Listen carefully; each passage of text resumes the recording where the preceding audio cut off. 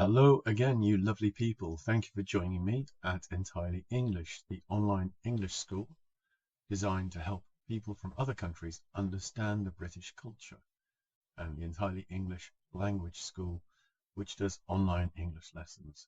So if you're interested in that, check the contact details in the description below. So we are now at our final episode of British manners. As I said, there were some that I've forgotten, and there's a couple of odds and ends which I'm going to put into this one. So this is like an appendix, an extra piece at the end. So after this, we'll be beginning a new subject, and I would like you to put in the comments below what you would like to talk about, what questions you have about the British, or more precisely, the English people, the way of life, our culture. I have come across some strange comments from students before, strange beliefs that their country has about Britain. So if you have anything like that you want clarifying, put them in the comments and we will have a close look at them. But before we begin today's final installment of British Manners, I want to give a shout out to 3 new subscribers. Thank you for joining us. That's Gulnar Kamalova, thank you. Carlos, thank you very much for joining us. And David Chad, lovely to see you people here joining our little community. Pop some information in the comments below. Let us know who you are and what interests you have. Okay, so on to our final installment. So I'll begin with things we haven't covered before, although maybe they should have been in other areas, like in social situations. The first one is manners in the cinema or in the theatre. The manners from the theatre do roll over into the cinema. But in the theatre, it's much more important to follow these things. I'll explain why. So as an audience member, you should not be talking too much. Little whispered things like, "What's that?" That's fine. But having a conversation is distracting, particularly for the actors on stage if they can hear you. It doesn't give them the right energy. When you're acting on stage, it's like a tennis match. You throw your energy out and you want energy back from the audience, like that ball going over the net. If you're throwing out all the time and the audience aren't responding, they're just having a conversation between themselves, it drains the actor, removes their energy. So be considerate of the actors and be considerate of other audience members who are trying to pay attention. Now that's the same in cinema.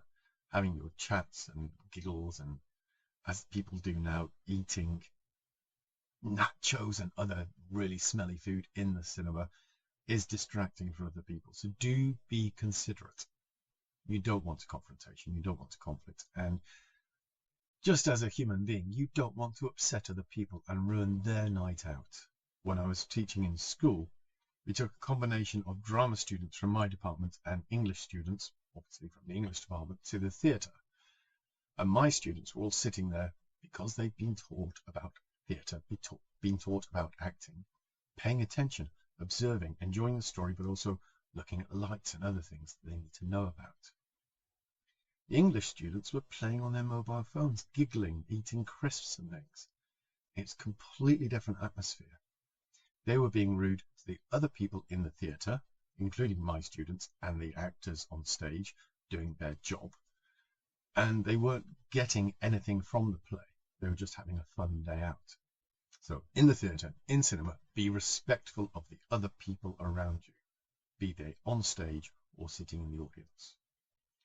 Now, as a visitor to our country, if you are invited to somebody's home, as we've discussed before, maybe for dinner, maybe just for drinks, maybe to watch a film with them, whatever, you should know that hospitality is a very important thing in Britain.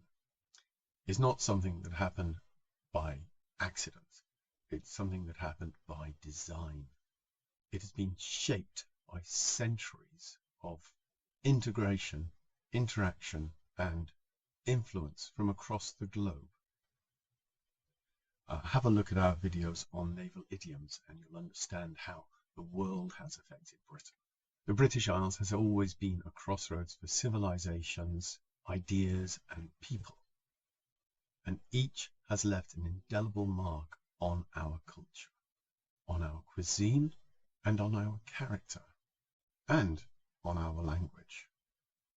We've adopted many words from foreign languages, like bungalow, veranda from India, lots from France, but that's an entirely different subject. So when you're a British host to somebody coming into your home, you want to make them feel comfortable. And we have a phrase, make yourself at home. Similar to, I think it's the Spanish one, mi casa su casa, my home is your home. So come in, make yourself at home. Now, there are limitations within that. Don't sit down at the chair and put your feet on the table. It's not that relaxed. You do have to think about propriety. So, relax in the home. They will offer you a cup of tea or coffee. That's a separate subject which we could discuss in the future. And try to make you feel comfortable. It's about British hospitality.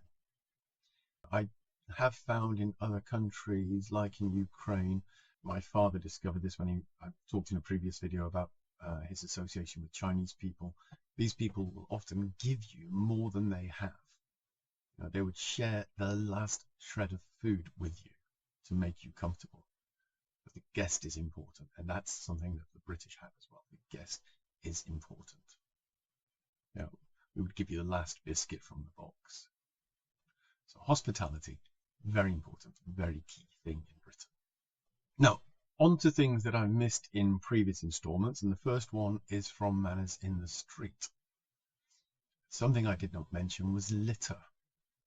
Litter is the rubbish or garbage that is dropped in the street. Somebody walking down the street, blows their nose, and drops the tissue on the road. That is then litter.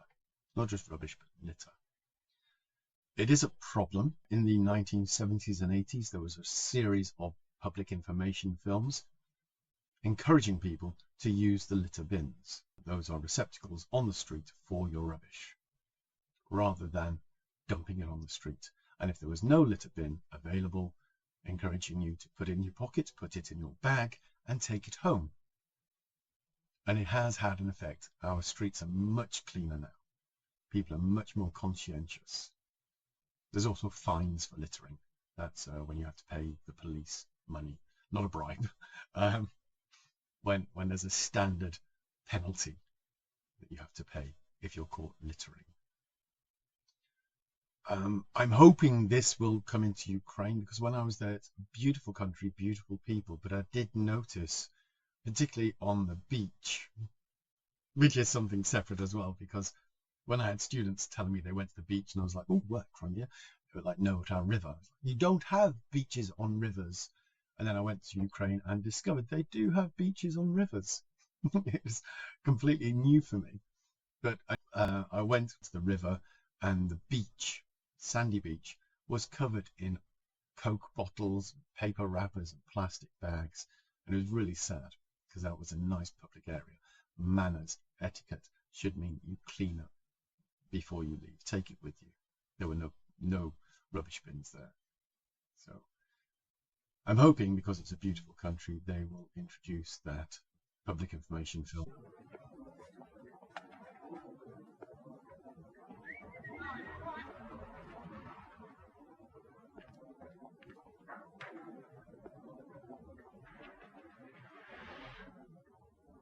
Okay, let's look at that again.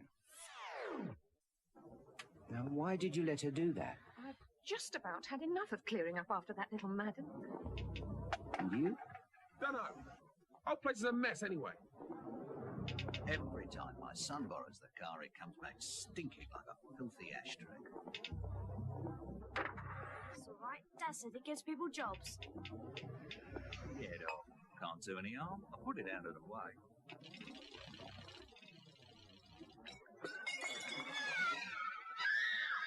Everyone's got an excuse.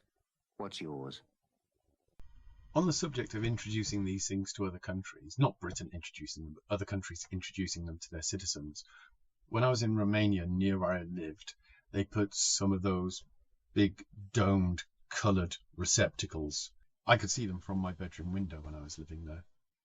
And for the first few weeks, people were just putting all sorts of rubbish in there. I saw somebody trying to force a sofa into one of them. But within a few months, people were pulling up outside stopping their cars, getting up, putting the paper in the recycling bin, putting the glass in the other recycling bin, and it's very good. It doesn't take a lot of effort for the public to become familiar and start using these things. So, and that's not about British manners, it's just about educating the public to help with recycling. That aside, on the street, and kind of social situations, well, when you're talking to somebody, don't chew gum.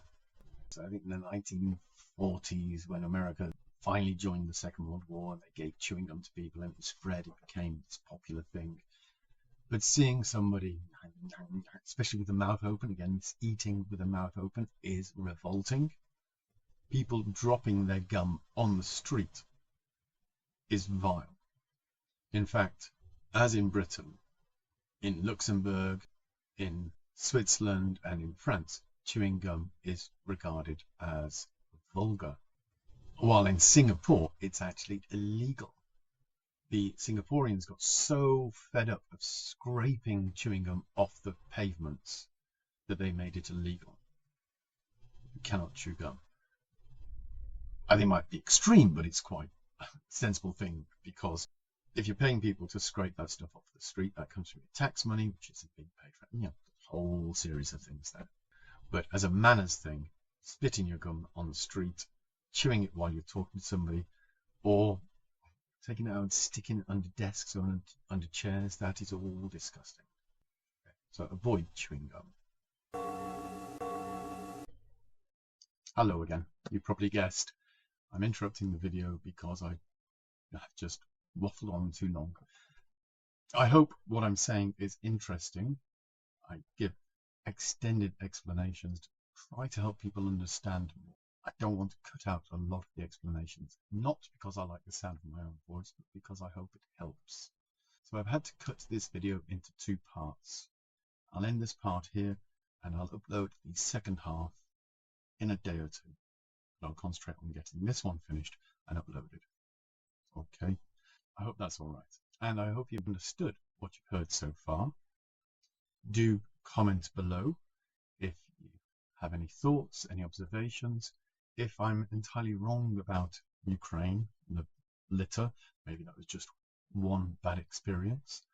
Any other thoughts you have, any ideas you have for future topics, pop them below.